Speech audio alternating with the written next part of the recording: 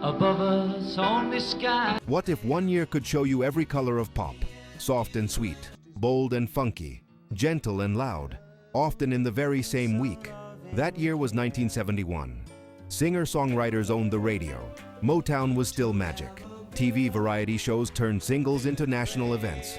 Film soundtracks crashed the charts. And across it all, melody ruled. Tonight we count down the top 15 pop songs of 1971. We'll never forget the stories behind the hits, why they connected, and what to listen for now.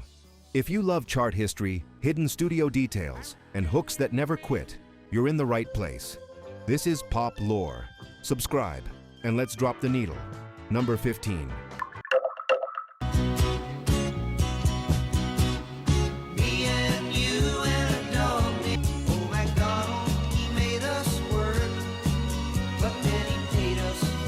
A 3-minute road trip you can see in your mind. Kent Lavoie, Lobo, keeps everything friendly and open. Jangly acoustic guitars up front, a steady backbeat, and a chorus you can sing by the second pass. I'll never forget the day It was his breakthrough and a blueprint for early 70s soft pop. Simple story, easy groove, smile never forced.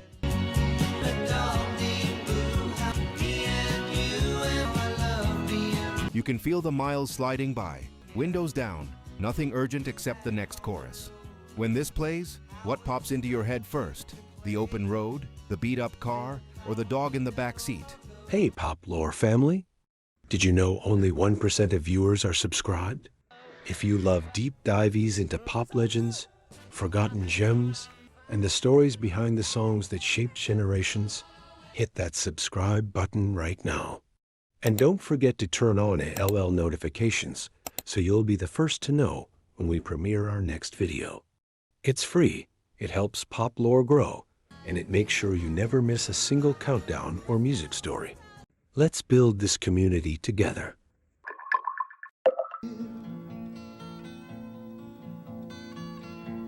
If I could read your 'cause the ending just too hard to take. Quiet songs can hit the hardest. Lightfoot turns heartbreak into melody that doesn't need to shout. Finger-picked guitar, a gentle vocal, and lyrics that read like a late-night letter you never sent. Store would sell when you reach the part where The arrangement leaves space for silence, so the chorus lands like a truth you finally accept.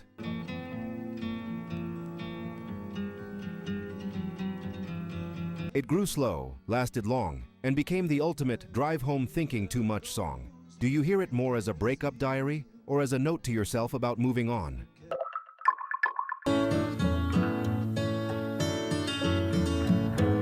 Close your eyes and A Carole King song sung like a promise. Taylor's voice stays calm and close. The piano and acoustic guitar cradle the melody, and the message is as plain as it is powerful. You're not alone. even your darkest night. And I'll be there, yeah, now. That's why families keep this one for decades. It shows up at graduations, weddings, and on the hard days when you need a steady hand. Above you should grow dark and Which version reached you first? James's, Carol's, or a school choir that made you learn the words by heart? to have a girl like her. A daydream wrapped in velvet. The strings float, the rhythm tiptoes, and those layered harmonies turn a private fantasy into something you can't forget. Of all the fellas in the world, she belongs to me. As I pray, dear Lord, hear my Eddie Kendrick's tender lead feels like he's telling you a secret he barely dares to say out loud. It's elegant, reflective, and timeless. A moment where Motown slows everything down so the feeling can breathe. She doesn't even know me. When you hum it, do you hear the lead first, or the background voices carrying the mood like a soft tide? Take me home, country road. City kids and country folks agree on this one. The chorus rises like a campfire sing-along, Simple chords, sweet harmony, and a promise of home you can believe even if you've never seen the place. Blue water, dark and dusty. It's country pop at its friendliest. A little twang, a lot of heart, a map you don't need to read. People all over the world claim it because it makes them feel rooted. Take me home, country road. I belong, West Virginia. What place feels like home when this plays? And who do you want riding shotgun when you sing that chorus? On the stage, ain't no sunshine. A small song with a giant heart. Bill Withers was still working a day job in an aircraft plant when he cut this track for his debut album. Producer Booker T. Jones keeps the band close and warm. Just guitar, organ, bass, and drums in a slow pocket that never hurries.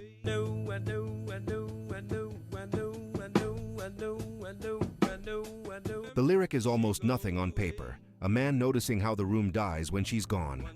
But Withers' voice makes it feel like a private truth you weren't meant to hear. The famous run of "I Know" wasn't even meant to stay. It was a placeholder in early drafts. On record, it becomes the whole point, obsession turning into a heartbeat. I know. Hey, I ought to leave the young thing away. Anytime she... Session legends hold the floor steady while the vocal rises and falls like memory, and the fade leaves you wanting one more chorus. This is the power of less. Fewer words, bigger feeling. What hits you harder? The quiet space between those chords, or the moment his voice frays on the last chorus?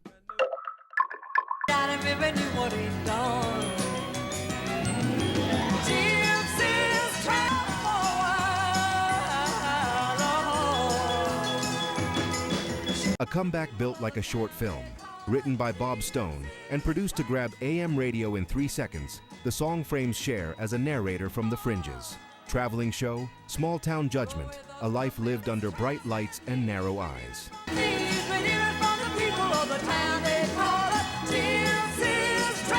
The verses move like a carousel.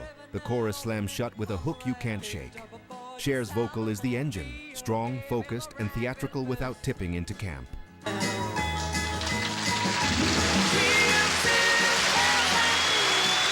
In 1971, it felt modern because it told a full story in under 3 minutes and let a woman narrate her fate with control, not pity. It also marked her arrival as a solo force who could carry a concept, not just a chorus.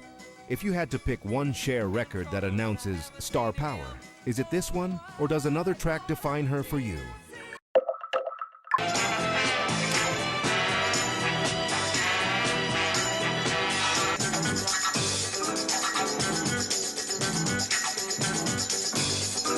Orchestra meets street groove and they both win. The record opens with a ticking hi-hat and a wah-wah guitar line that instantly sets a mood. Cool, dangerous, unbothered. Then the arrangement blooms. Low strings, horns, and that rubbery bass strut.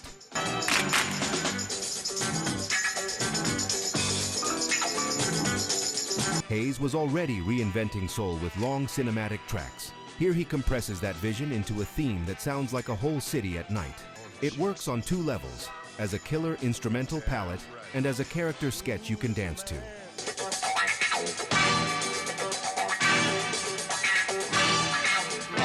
The players from the Stax world give it muscle, the strings give it width. Hayes' baritone owns the center when the vocal enters. A film cue became a pop phenomenon and an anthem of black cool, slick, tough, and proud. When it kicks in, what grabs you first? The wah-wah guitar, the hi-hat pattern, or the swell of the strings. This video is sponsored by the Lore Store on Amazon, your one-stop shop for music lovers across reggae, rock, pop, and hip-hop. We built it for real listeners who don't want to dig through 1,000 listings to find the right gear. Inside the Lore Store, you'll find 5 aisles. VIP, top, battle-tested essentials. Headphones, turntables, speakers, gig-safe earplugs, smart speakers. Reggae vibe. Roots and lovers. Rock made easy. Automatic decks, warm bookshelf speakers, vinyl care. Rock lore. Classic rock must-haves. Open back cans, simple amps, living room concert vibes. PopLore. Feel-good everyday setups, clean, clear speakers, easy streaming, nostalgia-friendly picks. Hip-hop must-haves. Punchy bass without the muddle. Closed-back headphones and living room systems that handle low-end. Plus a rotating crate of old album vinyl if you're rebuilding a 60s, 90s collection. Every product page tells you who it's for, 3 pros, 1 con, and why we picked it. So you can choose with confidence. Flying soon? Check. VIP for noise canceling that tames plane roar. Mostly listening at home? Try open-back headphones that let live albums breathe. Want instant gratification vinyl? Our fully automatic turntable is 1 button from silence to music, and the record cleaning kit knocks down crackle so the bass tightens up. Headed to shows? Grab high-fidelity earplugs. Hands-free at home? Our smart speaker picks let you say, play 70s reggae or classic pop, and you're there. Deal alert. If you use the link in the description, you'll land on our curated picks with current best available Amazon pricing and active discounts where applicable.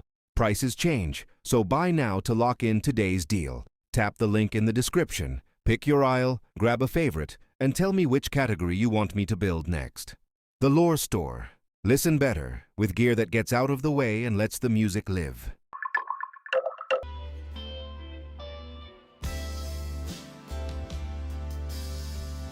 A puzzle box that clicks perfectly into place.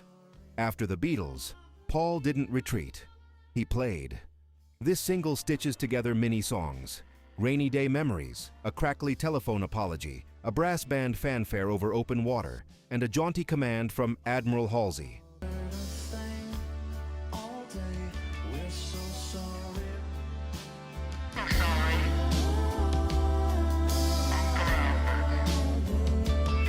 It shouldn't hold together, but the melodies are so strong that each section feels inevitable.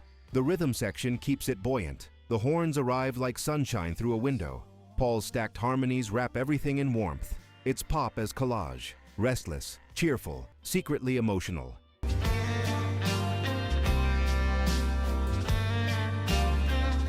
Listen for how the bass guides each transition and how the hands across the water, refrain, feels like a postcard from a happier place. In 1971, this was proof Paul could still turn curiosity into a #1 record. Which moment is your sweet spot? The butter pie whimsy, the brass break over the sea, or the soaring hands across the water release?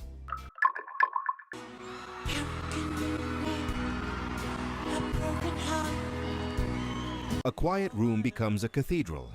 Before the dance floor years, the Bee Gees were masters of melancholy melody, and this is their finest early 70s ballad.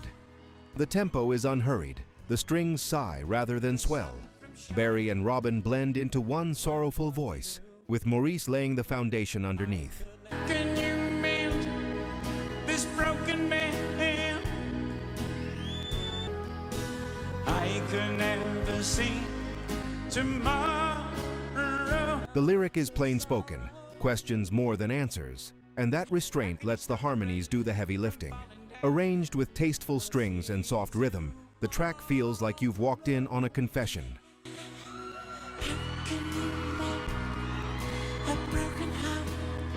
It was their first US #1 and a turning point, proof they could command the charts with tenderness before they later ruled clubs with thunder.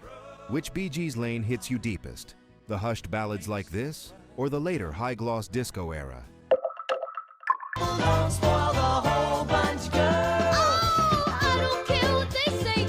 Here's Bubblegum with a Bite. The Osmonds cut this at Fame Studios in Alabama, where producer Rick Hall gave it a tight Southern soul feel. Snappy drums, hand claps that pop, and a bass line that keeps you moving. I could make you happy, baby, satisfy you too. George Jackson wrote it with the Jackson 5 in mind, which is why the melody feels like it could live on a Motown dance floor. But the Osmonds lock it down with clean harmonies and a hook you can't shake. I give you a love guarantee that you won't be hurt again. One back for a long, long time. I'm not ashamed to tell the world that you really messed up. It sat at #1 for weeks in early 1971 because it hit 2 audiences at once: kids who loved the chorus and grown-ups who felt the groove. When you hear it now, do you remember it as a childhood anthem? Or did you discover it later and think, okay, that's a jam? Tell you what I do. Jeremiah was a bullfrog. And suddenly the whole country is shouting the same line. Hoyt Axton wrote a party chant with a built-in smile, but the reason it rules is how disciplined the band plays it.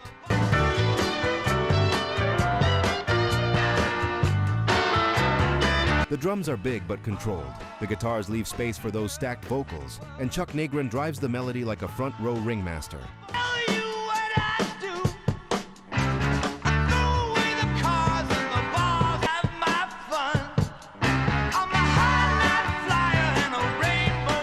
This is bar band energy polished for national radio. Zero dead air. Every chorus landing exactly on time. It didn't just go to #1. It became the year's signature sing-along because it lets every listener feel like part of the band. Be honest.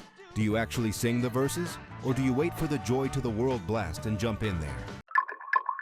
Crazy and I knew just what to do. Now you look so unhappy and na na na na na na na na.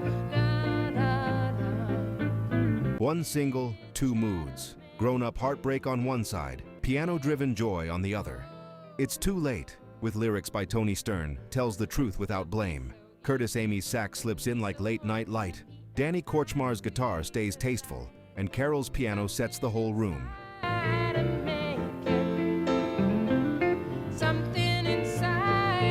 Flip It and I Feel the Earth Move is pure kinetic rush. Left-hand piano pounding the floor, drums pushing forward, a vocal that grins as it runs. Together they define tapestry, real life turned into melody you can carry.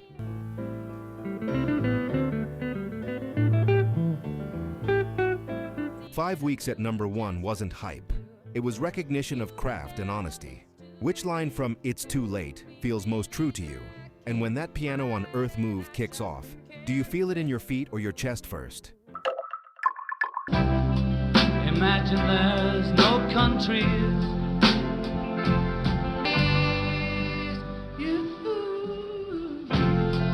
You may say A piano, a voice, and the courage to keep it simple.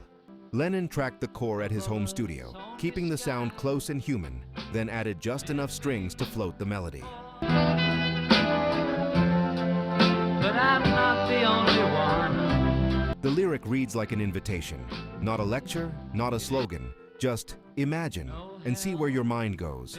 Yoko Ono's conceptual influence runs through the idea, and Phil Spector's light production touch leaves space for silence to speak.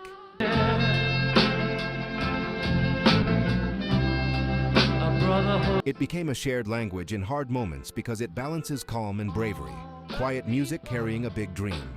When you hear it today, does it land as a protest, a prayer, or a promise? And which single line stays with you for days? Hey, PopLore family! Did you know only 1% of viewers are subscribed?